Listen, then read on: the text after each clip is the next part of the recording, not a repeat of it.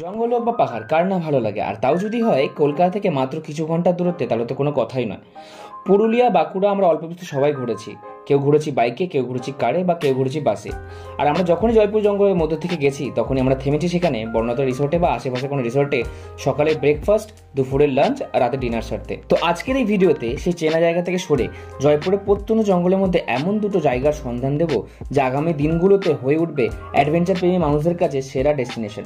উপভোগ করতে পারবেন গভীর জঙ্গলের আনন্দ, রকমারি খাবার, অ্যাডভেঞ্চার, থাকবে হাই ক্লাস রুম থেকে টেন্টের ব্যবস্থা, সাথে হচ্ছে মাড হাউস, সাথে একটা গ্যারান্টি নিশ্চিত থাকছে, সেটা হলো সুরক্ষা। তো চলুন এমনই দুটো গুপ্ত জায়গার সন্ধান দেবো এই ভিডিওতে আগামী দিনগুলোতে, যা আপনাদের কাছে হয়ে উঠবে সেরা ডেস্টিনেশন। সব ধরনের ইনফরমেশন পেতে স্কিপ না করে ভিডিওটা পুরোটা দেখো, আশা করি তোমাদের ভালো লাগবে। আর ভিডিওটি ভালো লাগলে চ্যানেল সাবস্ক্রাইব করে দিয়ে পাশে দেওয়া বেল আইকনটিকে প্রেস করে রাখবে আগামী দিনের ভিডিও নোটিফিকেশন পাওয়ার জন্য। শুরু করার আগে তবে ছোট্ট একটা ইনফরমেশন দিয়ে রাখছি। দ্বাদশীর দিন আমরা পৌঁছে গেছিলাম রাত্রেবেলা হচ্ছে বিষ্ণুপুরে। দেন বিষ্ণুপুরে নাইট স্টে করে পরের দিন সকালবেলা আমরা বিষ্ণুপুরে কিছু মন্দির ঘুরে দেখি। দেন আমাদের মুকুটমণিপুর যেহেতু প্ল্যানটা ক্যান্সেল হয়ে যায়, তাই আমরা বেরিয়ে পড়ে হচ্ছে বাড়ির উদ্দেশ্যে। বাড়ি ফেরার পথে যখন আমরা জয়পুর জঙ্গলের মাঝখান থেকে যাচ্ছিলাম, তখন আমাদের মনে হলো জয়পুর জঙ্গলটা এক্সপ্লোর করে দেখা উচিত। জয়পুর জঙ্গল এক্সপ্লোর করতে করতে কিন্তু আমরা এই দুটো জায়গার সন্ধান পাই। তো ভিডিওটা সেখান থেকে আমরা শুরু করছি। বিষ্ণুপুর ঘোরার ভিডিও লিঙ্ক কিন্তু এই ভিডিও ডেসক্রিপশন বক্সে এবং আই বাটন থেকে পেয়ে যাবে। তো সেখান থেকে দেখে আসো, আশা করি তোমাদের ভিডিওটি ভালো লাগবে। তো চলো শুরু করা যাক। ঘোরা হয়ে গেছে, তো মোটামুটি আমরা কভার করার চেষ্টা করলাম এখানে। তো এখন আমরা জয়পুর জঙ্গলের মাঝখান থেকে যাচ্ছি বাড়ির উদ্দেশ্যে। বলেছিলাম কিছু প্রবলেমের জন্য প্ল্যানটা ক্যান্সেল করতে হলো লাস্ট মুহূর্তে। তো এখন আমরা জয়পুর জঙ্গলের মাঝখান থেকে যাচ্ছি আর দেখছি যে আশেপাশে সাইট সিন কিছু করা যায় কিনা।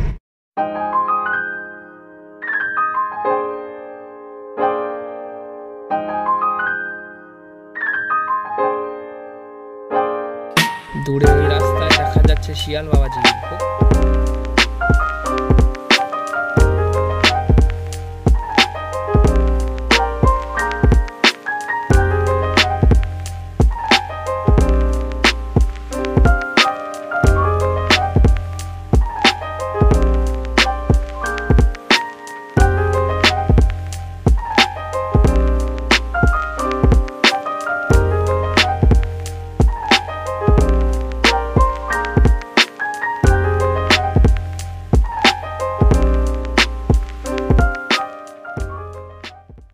তখন 2017-18 সালে যখন আমরা বাইক ট্রিপ করতে এসেছিলাম, তখন আমরা এইসব জায়গাগুলো ঘুরে গেছিলাম। তো আবার পুরনো স্মৃতি তাজা হয়ে গেছে। স্যারা যেহেতু এখানে আসিনি কখনো, তো স্যারদের নিয়ে আসলাম। এখান থেকে যে এয়ারফিল্ডটা আছে সেখানে এয়ারফিল্ডটা নিয়ে যাব। ওটা এখন ধ্বংসাবশেষে আছে, এটা দ্বিতীয় বিশ্বযুদ্ধের সময় বানানো হয়েছিল। ওই এয়ারফিল্ডটা কাজে লাগানো হতো তখন যুদ্ধর বড় বড় জাহাজ এখানে নামতো, মানে যুদ্ধের জাহাজগুলো যেগুলো আছে।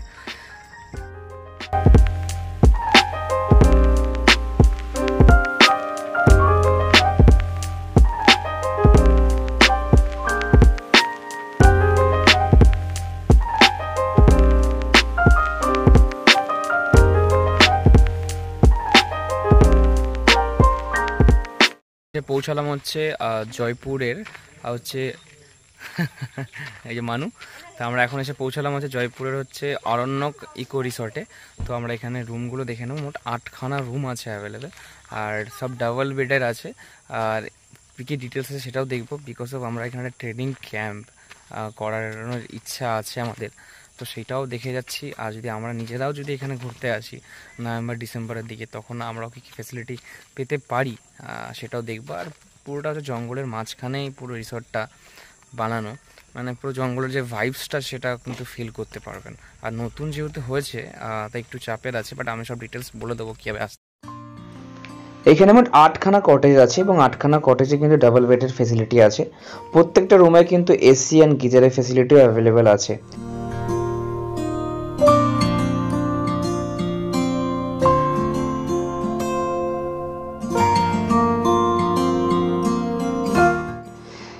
এটা হচ্ছে রুমের কন্ডিশন, তোমরা দেখতেই পাচ্ছ খুব সুন্দর কিন্তু রুমের ভিতরে ডেকোরেশন করা আছে এবং উডেন ওয়ার্ক করা আছে।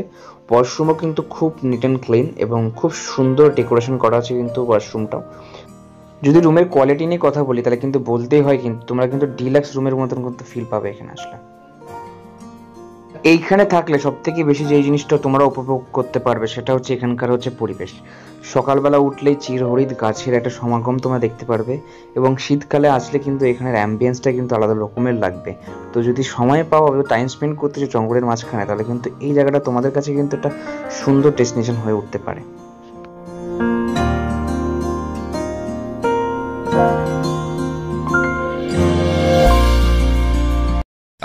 পরিবেশটা এরকম হচ্ছে যে পুরো জঙ্গলের মধ্যে, আর অনেকটাই ভিতর, মানে মেন রোড যেটা আছে জয়পুরের জঙ্গলে যে মেন রোড দিয়ে যাই আমরা, তার থেকে অনেকটাই ভিতরে। বাট আই হোপ যদি কেউ আসো এখানে মানে নিরিবিলি সময় কাটানোর জন্য যদি চাও, তাহলে সেই ভাইবসটা কিন্তু তোমরা পাবে, জঙ্গলের মধ্যে তোমরা থাকতে পারবে। আর মানে এই এনভায়রনমেন্টটা তোমরা জাস্ট মজা মজা মজা মজার লেভেলের। তো আমরা আজকে আর স্টে করছি, নাইট স্টে করবো না এখানে, আমরা কিছুক্ষণের জন্য আছি এখানে। এখানে জাস্ট আমরা লাঞ্চটা করবো, লাঞ্চটা করার পরে দেন এখান থেকে বেরিয়ে যাবো বাড়ির উদ্দেশ্যে। যেহেতু তোমাদের আগেই বলেছিলাম যে আমরা এখানে কিন্তু লাঞ্চ করে বেরিয়ে যাবো বাড়ির উদ্দেশ্যে, আর যেহেতু লাঞ্চ রেডি করতে মোটামুটি অনেকটা সময় নিয়েছিল তারা, তাই জন্য আমরা সেই সময়টা নষ্ট না করে আমরা বেরিয়ে পড়েছিলাম হচ্ছে বিটিশ এয়ারফিল্ড যেটা আছে সেটা দেখতে। তোমাদের যেহেতু আগেই বলেছিলাম, এবং এই বিটিশ এয়ারফিল্ড ঘুরতে যাওয়ার পথেই কিন্তু এই অরণ্যক রিসোর্টটা পড়েছিল, এবং সেখানে কিন্তু আমরা টাইম স্পেন্ডটা করেছিলাম।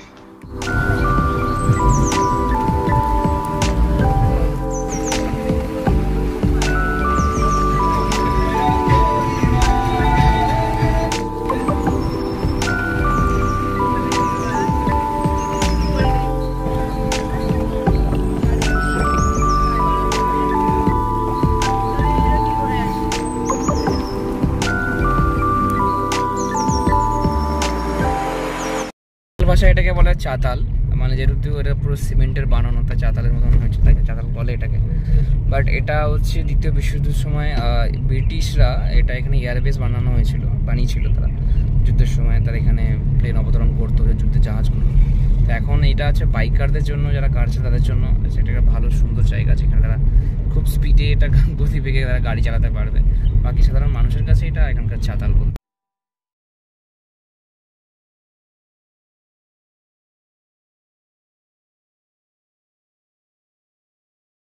তো ব্রিটিশ যে এয়ারবেস ছিল সেখান থেকে বেরিয়ে আমরা জাস্ট একটা রিসোর্টে এসেছি, সেটার নাম হচ্ছে জয়পুর জঙ্গল রিসোর্ট। তার ফোন নাম্বার, কন্ট্যাক্ট নাম্বার তোমরা ডিসক্রিপশন বক্স থেকে পেয়ে যাবে। তার অ্যাম্বিয়েন্স বা যে ভাইবস আছে বা কন্ডিশন আছে সেরকম আর রিসোর্টের, সেটা আমি তোমাদের দেখাবো। বিষ্ণুপুর জঙ্গল রিসোর্টে পৌঁছতে গেলে তোমাদের একটা জিনিস কিন্তু মাথায় রাখতে হবে, সেটা হচ্ছে তোমরা কিন্তু একদম ব্রিটিশ এয়ারফিল্ডের ফিনিশ পয়েন্টে এসে ওখান থেকে কিন্তু তোমাদের লেফট সাইড নিতে হবে। লেফট সাইড নিয়ে সোজা রাস্তা ধরলেই কিন্তু তোমরা একদম বিষ্ণুপুর জঙ্গল রিসোর্টে পৌঁছে যাবে।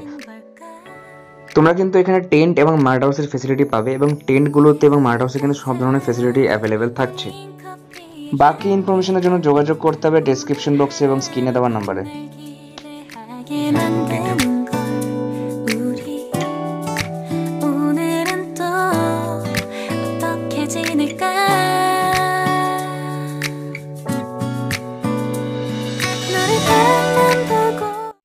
রিসোর্টের অ্যাম্বিয়েন্স তোমরা দেখলেই, ভাইবসটাও খুব সুন্দর। টেন্টের ব্যবস্থা আছে, মার্ট হাউস হচ্ছে এখানে, বাট এখনও রেডি হয়নি। বাকি ফেসিলিটির জন্য কি কি আছে না আছে সেটা তার জন্য এখানে কোনো কর্তৃপক্ষ ছিল না। জাস্ট একটা ঠাকুমা ছিল, তাকে আমরা জাস্ট জিজ্ঞেস করলাম আমি বললাম যেটা খুলে দিতে জায়গাটা আমরা জাস্ট একটু দেখার জন্য, তো উনি দেখালেন। বাট তোমরা যদি আসো তাহলে ওই কন্ট্যাক্ট নাম্বার থেকে তোমরা এখানে কল করে নিতে পারো, বাকি ডিটেলসের জন্য কত কী রেন্ট আছে সব কিছু পেয়ে যাবে তোমার সেখান থেকে। ব্রিটিশ এয়ারবেস ঘুরে এখন চলে এসেছি আবার সেই অরণ্যক ইকো রিসর্টে, আর এখানে জাস্ট আমরা এখন লাঞ্চ করবো, চলে এসেছি ডাইনিং প্লেসে, তোমাদের সেটাও ঘুরে দেখাচ্ছি। এটা হচ্ছে অরণ্যক ইকো রিসোর্টের ডাইনিং প্লেস, এখনো সেভাবে রেডি হয়নি প্রপারলি। রেডি হলে কিন্তু এর অ্যাম্বিয়েন্সটা কিন্তু খুব সুন্দর হবে। তো আমরা এখানে সুন্দর একটা লাঞ্চ করি। লাঞ্চের মেনু ছিল হচ্ছে আমাদের ভাত, ডাল, একটা মিক্স সবজি পনির দিয়ে, সঙ্গে ঝুড়ি ঝুড়ি করে আলু ভাজা, সঙ্গে ছিল বেগুন সুন্দরী, সঙ্গে ছিল চিকেন কষা, সাথে ছিল চাটনি, পাঁপড় আর স্যালাড। আর থালির প্রাইস ছিল হচ্ছে 280 করে।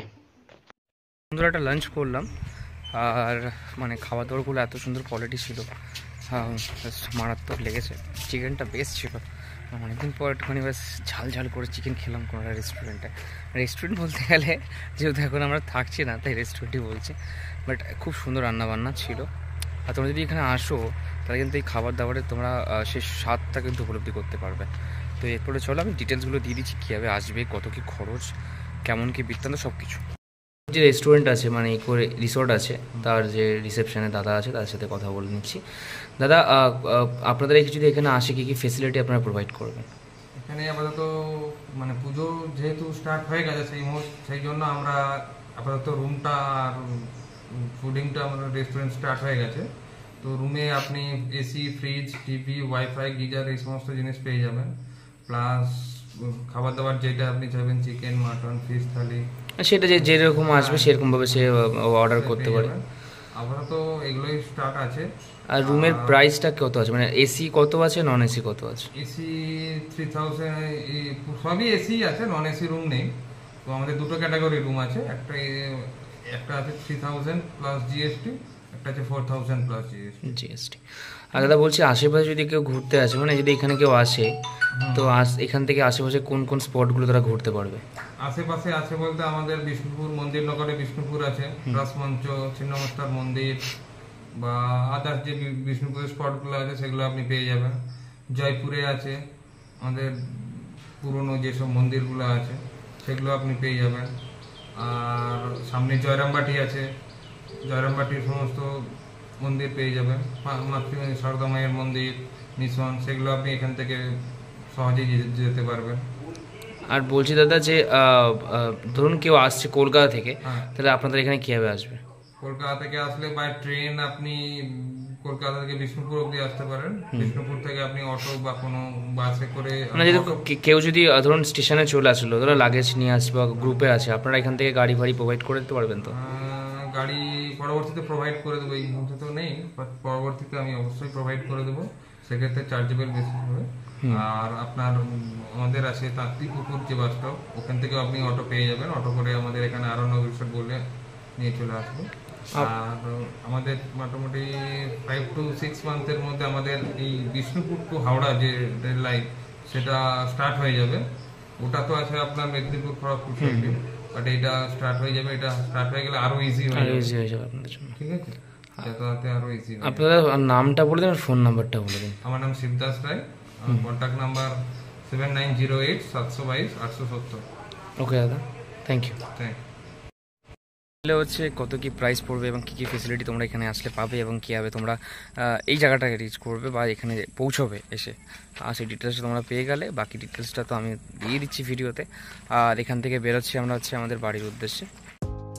তো আজকের মতন গল্প এখানে শেষ করছি, আবার দেখা হবে তোমাদের সাথে নতুন কোনো ভিডিওতে। ততদিন পর্যন্ত তোমরা খুব ভালো থেকো, সুস্থ থেকো, এবং যদি ভিডিওটি ভালো লাগে চ্যানেল সাবস্ক্রাইব করে দিয়ে পাশে তার বেল আইকনটিকেও প্রেস করে রাখো আগামী দিনের অনেক অনেক ভিডিও নোটিফিকেশন পাওয়ার জন্য। টাটা।